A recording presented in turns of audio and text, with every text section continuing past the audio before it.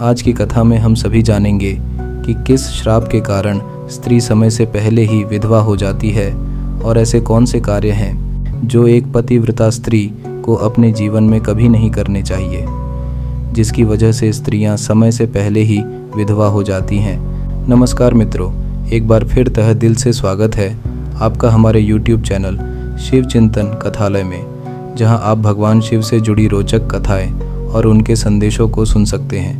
यदि आप भी भगवान शिव के सच्चे भक्त हैं तो वीडियो को लाइक करें, चैनल सब्सक्राइब करें और कमेंट में लिखें हर हर महादेव। सभी माताओं बहनों से निवेदन है कि इस कथा को पूरा अवश्य सुने। चलिए आपका ज़्यादा समय न लेते हुए कथा को प्रारंभ करते हैं।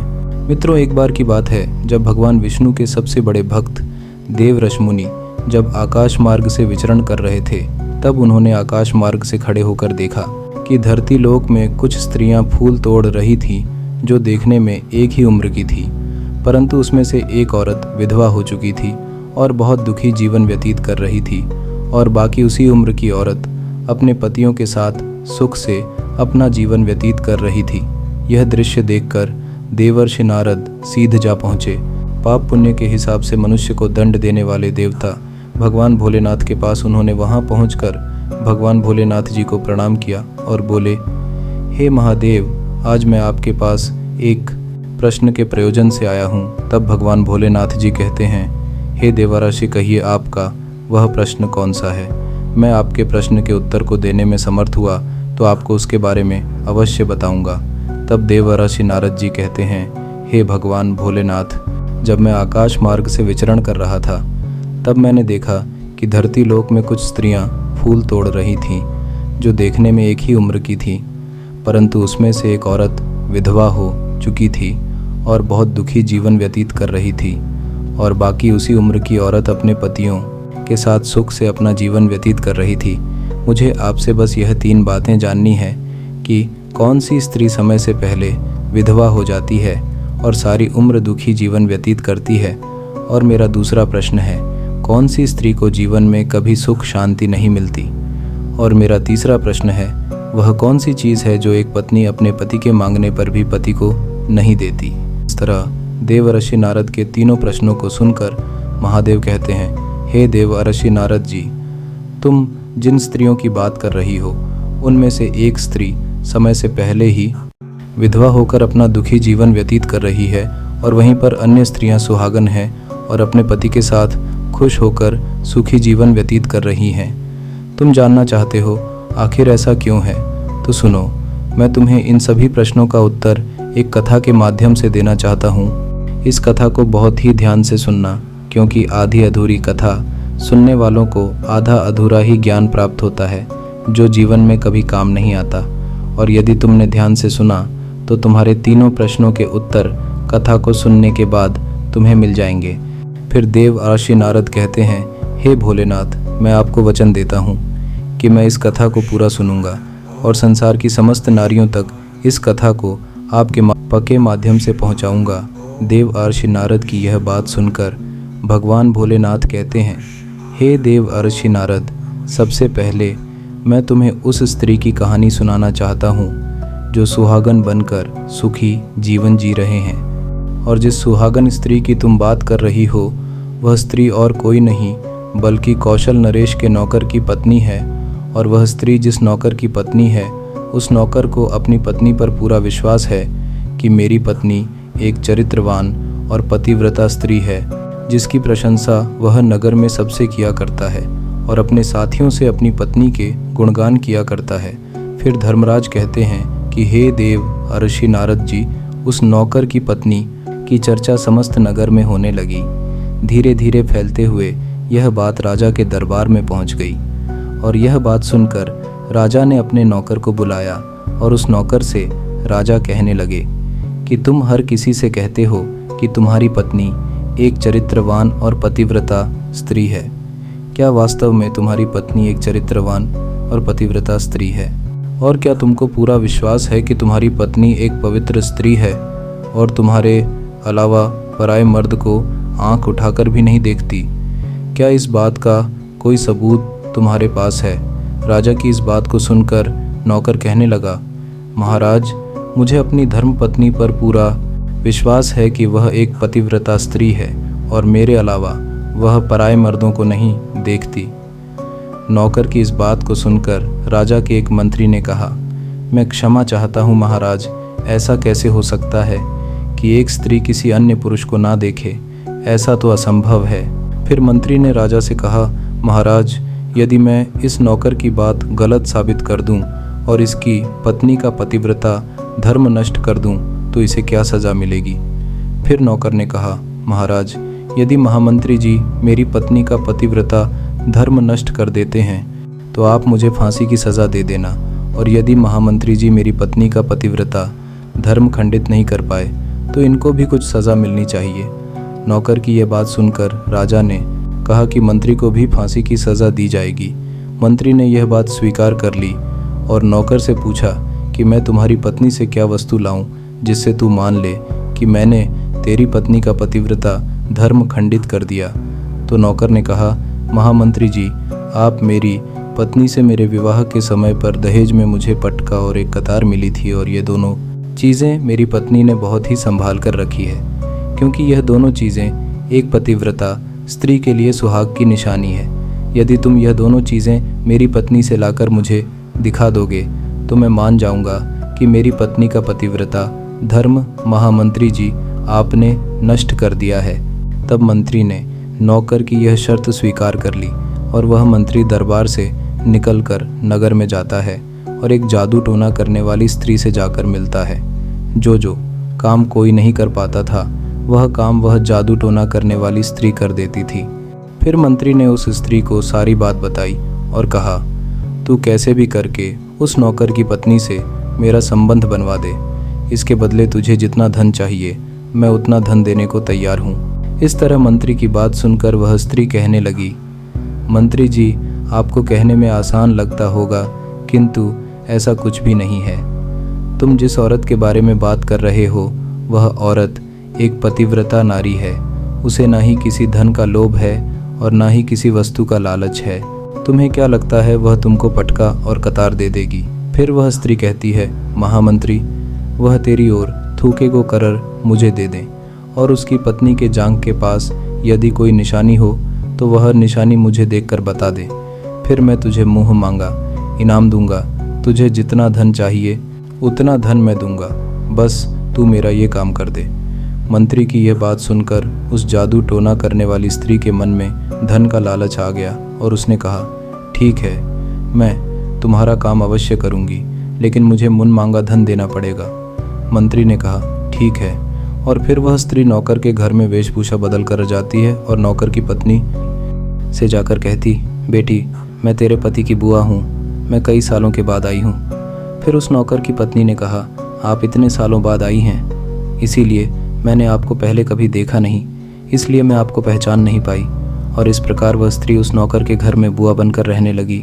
नौकर की पत्नी ने उस स्त्री को बुआ समझकर बहुत आदर सम्मान दिया, मगर उसे यह नहीं पता था कि इस जादू टोना करने वाली स्त्री को मंत्री ने उसके साथ छल करने के लिए और उसका पति धर्म नष्ट करने के लिए भेजा है। अब वह स्त्री नौकर के घर में मज़े से रहने लगी और नौकर की पत्नी के ऊपर झूठा प्यार लुटाने लगी। एक दिन नौकर की पत्नी स्नान करने के लिए स्नान गृह में गई। फिर उसके थोड़ी देर बाद ही वह स्त्री भी नौकर की पत्नी के पास जाकर उसकी कमर रगड़ने लगी। उस पतिव्रता औरत ने बहुत मना किया, फिर भी वह स्त्री नहीं मानी और कहने लगी, तुम मुझे अपनी बेटी से भी ज़्यादा प्यारी लगती हो तो मना मत करो। काफ़ी दिनों के बाद में मेरी और तुम्हारी मुलाकात पहली बार हुई है। और ऐसा कहकर वह स्त्री उसे बातों के मायाजाल में उलझाने लगी। और फिर मौका देखते ही उसने उस पतिव्रता औरत के गुप्तांग के पास में जांघ पर एक तिल था जो उस जादू टोना करने वाली स्त्री ने देख लिया और उसका काम बन गया। और जब स्नान करने के बाद में वे नौकर की पत्नी घर के अन्य काम करने लगी, इसी बीच उस स्त्री को पटका और कतार चुराने का मौका मिल गया और उसने पटका और कतार चुरा लिया और वहाँ से दोनों चीज़ें चुरा कर भाग गई और सीधा जाकर मंत्री के पास पहुँची और उस मंत्री को पटका और कतार दे दिया और उस नौकर की पत्नी के जांघ पर तिल की निशानी है यह भी बता दिया। और मंत्री पटका और कतार लेकर सीधा राजा के दरबार में जा पहुंचा और राजा से कहा, महाराज, मैं नौकर की पत्नी के साथ 2 दिन रहकर आया हूँ और यह पटका और कतार उसी ने मुझे दिया है। इस तरह मंत्री की यह बात सुनकर राजा ने तुरंत दरबार लगाया और नौकर को बुलाया। फिर मंत्री ने दरबार में पटका और कतार नौकर को दिखाते हुए कहा, महाराज, मैंने नौकर की शर्त पूरी की और भरे दरबार में यह भी कहा कि नौकर की पत्नी की जांघ पर तिल है। यह भी बात सुनकर नौकर मान गया कि वास्तव में आज मेरी पत्नी ने अपना पतिव्रता धर्म पूरी तरह से नष्ट कर लिया है। अब नौकर का अपनी पत्नी से विश्वास उठ गया। राजा ने शर्त के मुताबिक नौकर को फांसी की सज़ा सुनाई और 15 दिन बाद फांसी देने का आदेश दिया और कहा कि नौकर को 15 दिन के बाद फांसी पर चढ़ाया जाएगा। अब नौकर की मृत्यु के दिन समीप आने लगे। अंततः वह दिन आ ही गया जिस दिन उसे फांसी देना था। जब उसे फांसी के फंदे के पास लाया गया तो उस नौकर से उसकी अंतिम इच्छा पूछी गई। फिर नौकर ने कहा कि महाराज, मेरी अंतिम इच्छा यह है कि मैं आखिरी बार अपनी पत्नी से मिलना चाहता हूँ। और इस तरह राजा ने नौकर को आज्ञा दी कि तुम अपनी पत्नी से मिल सकते हो। फिर नौकर कुछ दिन की इजाज़त लेकर अपने घर गया और अपनी पत्नी से कहने लगा कि तुमने मेरे साथ बहुत बड़ा विश्वासघात किया, छल किया है। मैंने तुम पर विश्वास करके राजा के सामने मंत्री से ऐसी शर्त लगाई थी और राजा के दरबार में मैंने कहा था कि मेरी पत्नी एक चरित्रवान और पतिव्रता स्त्री है और उसके पतिव्रता धर्म को कोई नष्ट नहीं कर सकता। यदि कोई नष्ट कर देगा तो मुझे फांसी लगा देना। और तुमने पतिव्रता धर्म नष्ट कर दिया। मुझे कुछ दिन के बाद में फांसी दे दी जाएगी। तुमने मेरे साथ विश्वासघात किया है। मैंने तुम पर विश्वास करके तुम्हें घर पर अकेला छोड़कर गया था। नौकर की यह बात सुनकर उसकी पत्नी ने उसे उस स्त्री की बात बताई जो उसके पति की बुआ बनकर उसके घर पर आई थी। मगर नौकर को अपनी पत्नी की बातों पर बिल्कुल भी विश्वास नहीं हुआ और नौकर राजा के दरबार में पहुंच गया। फिर राजा किसी कारणवश उस नौकर की फांसी की सज़ा कुछ दिन के लिए टाल दिया और उसे कैद में डलवा दिया। नौकर की पत्नी अपने पति को निर्दोष साबित करने के लिए राज दरबार में गणिका अर्थात नाचने गाने वाली औरत की वेशभूषा धारण करके पहुंच जाती है और राजा से उसके सम्मुख अपना नृत्य दिखाने की आज्ञा मांगने लगी। राजा ने स्त्री की सुंदरता देखकर नाचने की आज्ञा दे दी। फिर महल के नौकरों ने उसके नृत्य के लिए व्यवस्था की। फिर उस नौकर की पतिव्रता पत्नी ने जब नाचना शुरू किया तो उसका नाच देखकर राजा बहुत मोहित हुए और फिर राजा ने कहा, मैं तुम्हारे नृत्य से बहुत प्रसन्न हुआ। मांगो, तुम जो भी मांगोगे मैं तुम्हें दूंगा। फिर उस नौकर की पत्नी ने कहा, महाराज, आपकी सभा में एक चोर है जिसने मेरी सोने की अंगूठी चुराई है और उसे फांसी की सज़ा दे दीजिए। यह बात सुनकर राजा ने कहा, ठीक है, बताओ मेरे दरबार में तुम्हारा चोर कौन है, मैं उसको फांसी की सज़ा ज़रूर दूंगा। और फिर उस नौकर की पतिव्रता स्त्री ने कहा, महाराज, और कोई नहीं, आपके मंत्री ने ही मेरी अंगूठी चुराई है, आप इनको फांसी की सज़ा दें। जैसे ही मंत्री ने सुना कि यह स्त्री मुझे चोर बता रही है तो तुरंत मंत्री कहने लगा, महाराज, मैं शपथ खाकर कहता हूँ कि मैंने इसकी अंगूठी नहीं चुराई है और मैंने इसे आज तक कभी देखा ही नहीं है, तो मैं इसकी अंगूठी कैसे चोरी कर सकता हूँ। मैंने आज तक इसकी शक्ल ही नहीं देखी है, आज पहली बार मैं इसकी शक्ल देख रहा हूँ। जैसे ही मंत्री ने कहा कि मैंने इस स्त्री की आज तक शक्ल ही नहीं देखी है तो वह पतिव्रता औरत अपने वास्तविक वेशभूषा में आ गई और कहने लगी, महाराज, इस मंत्री ने मुझे पहले कभी देखा ही नहीं, तो आप इससे यह पूछो कि यह पटका और कतार कहाँ से लाया है और मैं उसी नौकर की पत्नी हूँ जो आपके यहाँ पर नौकरी करता है और आप मेरे निर्दोष पति को फांसी पर चढ़ाने वाले हैं। इसीलिए मुझे यहाँ इस गणिका की वेशभूषा में आपके दरबार में आना पड़ा। मैं आपको इस मंत्री की पूरी सच्चाई सुनाती हूँ। यह जो आपका मंत्री है, इसने मेरे पास में एक जादू टोना करने वाली स्त्री को मेरे पति की बुआ बनाकर भेजा था और उसने धोखे से मेरी जांघ के तिल का पता लगाया और उसी स्त्री ने यह पटका और कतार चुराकर इसको दे दिया और आपके मंत्री ने इसके बदले उसको बहुत सारा धन दिया है और मेरे साथ यही छल हुआ है महाराज, और मैं आज भी पतिव्रता हूँ। स्त्री की इस बात को सुनकर राजा ने उस स्त्री को बुलाया। फिर उस स्त्री ने राजा के डर से मंत्री की सारी सच्चाई राजा को बता दी, जिससे राजा ने उस नौकर को अपनी कैद से रिहा कर दिया और उसकी जगह मंत्री को फांसी पर चढ़ा दिया। और कथा को आगे बताते हुए भगवान भोलेनाथ कहते हैं, हे देवर्षि नारद इस प्रकार उस नौकर की पतिव्रता स्त्री ने अंत में राजा से कहा, महाराज, मैं अपने पति से बहुत प्रेम करती हूँ। मैं एक चरित्रवान स्त्री हूँ और मैं कभी भी अपने मुंह से अपने पति का नाम तक नहीं लेती हूँ। हे देवर्षि, कथा पूरी हो गई। अब तुम अपने तीनों प्रश्नों के उत्तर सुनो। तुम्हारा पहला प्रश्न था, कौन सी स्त्री समय से पहले विधवा हो जाती है? जो स्त्रियां अपने मुंह से अपने पति का नाम लेती हैं और उनको हमेशा नाम से ही बुलाती हैं, वे स्त्रियां समय से पहले ही विधवा हो जाती हैं और बिना पति के दुखी जीवन व्यतीत करती हैं। क्योंकि यदि कोई स्त्री अपने पति का नाम मुंह से लेती है तो पति की उम्र कम हो जाती है और समय से पहले ही उस स्त्री के पति की मृत्यु हो जाती है और स्त्री समय से पहले ही विधवा होकर एक दुखी जीवन जीती है। बस यही कारण है। तुम जिन स्त्रियों की बातें कर रहे थे उनमें से एक विधवा इसी कारण से हुई है और उनमें से एक नौकर की पत्नी थी जो पतिव्रता स्त्री थी। यह स्त्री कभी भी अपने पति का नाम मुंह से नहीं लेती थी, जिसके कारण वह आज भी सुहागन है और सुखी जीवन व्यतीत कर रही है। और वह स्त्री जो समय से पहले विधवा होकर दुखी जीवन जी रही है, वह हमेशा अपने पति को नाम लेकर बुलाती रहती थी, जिसके कारण उनके पति की उम्र कम होती चली गई और फिर उसके पति की मृत्यु समय से पहले ही हो गई। आज वह औरत दुखी जीवन जी रही है। इसलिए किसी भी स्त्री को अपने पति का नाम अपने मुंह से नहीं लेना चाहिए। और तुम्हारा दूसरा प्रश्न था, कौन सी स्त्री को जीवन में कभी सुख नहीं मिलता है और वह पति के होते हुए भी सदा दुखी जीवन जीती है? तो समझ लो, जो स्त्रियां अपने पति के बिना अनुमति लिए कहीं भी चल देती हैं, वे कभी सुखी जीवन नहीं जी पाती हैं। ऐसी स्त्रियां जीवन भर दुखी ही रहती हैं और उन्हें पति का प्रेम कभी नहीं मिलता। तुम्हारा तीसरा प्रश्न था कि ऐसी कौन सी चीज़ है जो एक पत्नी अपने पति को मांगने से भी नहीं देती है?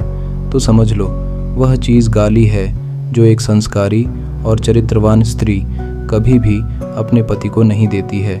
और जो स्त्रियां अपने पति को गाली देती हैं, वह स्त्रियां कभी चरित्रवान नहीं होती और ऐसी स्त्रियां जीवन भर दुखी रहती हैं। उसके जीवन में कभी सुख नहीं आता और समय से पहले ही ऐसी स्त्रियां विधवा हो जाती हैं। और इस प्रकार देवर्षि नारद कथा सुनने के बाद अपने तीनों प्रश्नों का उत्तर पाकर संतुष्ट हो जाते हैं और कहते हैं कि हे भोलेनाथ, वास्तव में जो स्त्री चरित्रवान होती है वह कभी दुखी जीवन नहीं जीती है। तो भोलेनाथ कहते हैं, नहीं, क्योंकि ऐसे घर में लक्ष्मी का सदा वास होता है और वह घर धन दौलत और खुशियों से हमेशा भरा रहता है और चरित्रवान स्त्रियां हमेशा घर को स्वर्ग बना देती हैं। मित्रों, अगर यह कथा आप सबको अच्छी लगी हो तो कमेंट में हर हर महादेव ज़रूर लिख देना और वीडियो को लाइक करके चैनल को सब्सक्राइब कर देना। वीडियो देखने के लिए आप सभी का हृदय से धन्यवाद।